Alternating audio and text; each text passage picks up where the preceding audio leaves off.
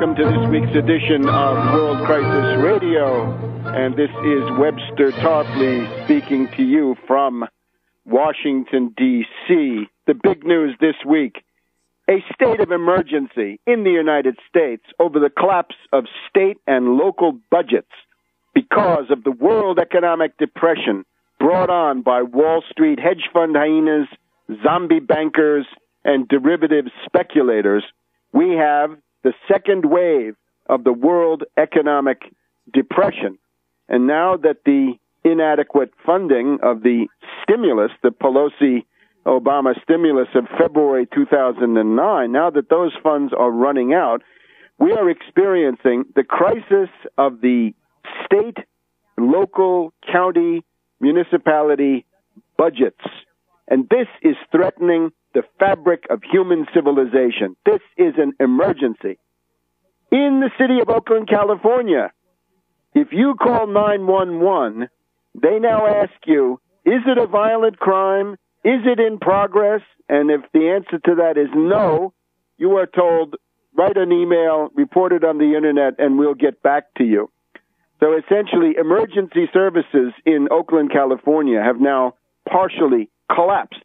Naturally, we want to know from Jerry Brown, who's running for governor governor of California on a platform of frugality, where his frugality got him. He turns out to be much too friendly with those Wall Street hedge fund hyenas in the person of Paul Pelosi, the husband of the unfortunate Speaker of the House. So the big issue, though, is 911 in Oakland, California is collapsing. Across the continent in Philadelphia, Pennsylvania, the mayor, in despair, is proposing rolling shutdowns, rolling closures of firehouses. So if there's a fire in your house and the firehouse near you happens to be the one that's closed that day or that week, it was nice knowing you. Too bad. Hard lines. You can console yourself. The fact that the bondholders are getting theirs, the Wall Street bondholders, the muni bonds and the state bonds, they're getting paid. But the cost of human civilization is not being paid. Now, we'll be monitoring all of what's going on in between. From California to Pennsylvania, it's clear we've got about 400,000 municipal and state workers who are threatened with being laid off, fired, emeritized, made redundant over the next few months. This is a huge national emergency. Naturally, you want to generate 500,000 new unemployed? Yeah. Then they stop paying taxes. They start collecting what meager unemployment benefits there are. Some of them turn to drugs. Some of them turn to crime. It is the collapse of civilization. Now, it would, of course, justify an immediate freeze on all debt payment, on the bonded debt of these states. Moody's, Fitch, and Standard & Poor's be damned. Moody's, Fitch, and Standard & Poor's should all be in jail because of their corruption and bribery and horrible malfeasance during the crisis of 2007-2008, in which those guys were giving AAA ratings to the most toxic CDOs and CDS, credit default swaps, collateralized debt obligations, until essentially midnight the night before Bear Stearns blew up, Lehman blew up, Lehman followed then by Merrill Lynch, Citibank, and all the rest. So I don't care what Fitch, Standard & Poor's, and Moody's say. Human civilization must survive. The bondholders can get shafted, but civilization must survive. Maybe we'll just have to find another way to provide financing, if necessary, for cities and municipalities. And, gee, I know a way. Seize the Federal Reserve. Seize it, nationalize it, and force helicopter Ben Bernanke to cough up 0% federal lending for massive projects of infrastructure, reindustrialization, physical and agricultural production, mining, construction, scientific research of all types. Then we could really do well. And while you're at it, get the Federal Reserve to refinance the federal debt instead of paying something like $500 billion to $1 trillion a year for debt service, you can get that down to virtually nothing. You can essentially refinance all of those bonds at about a 1% to 2% level down from what they are now. You can take it down even below 1%, depending on the maturities, and save a bundle in terms of interest rates. That is the low-interest government security standard successfully implemented by Franklin D. Roosevelt, in particular during the years of World War II. And you can read about that in Surviving the Cataclysm, your guide to the worst financial crisis in human history. So, it's a national emergency. The states and local budgets are collapsing. California obviously leads the pack. New York, not far behind. Illinois, also in the running.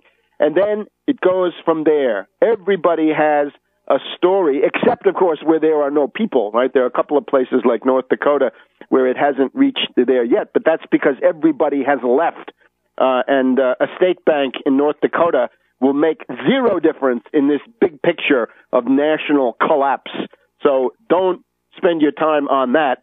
Spend it on a few things like what I'm just saying. Now, Obama, a real president, Franklin D. Roosevelt at this point would say, oh, I see we have a state of national emergency left over from Mad Dog Bush the Younger from 2001.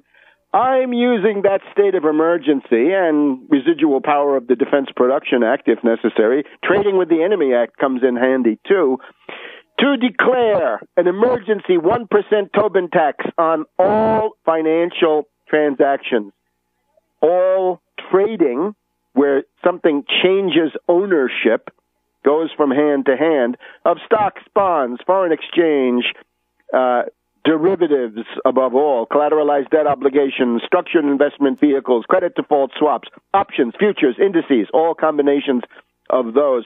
A 1% Tobin tax to force the Wall Street financial parasites to pay something like their fair share.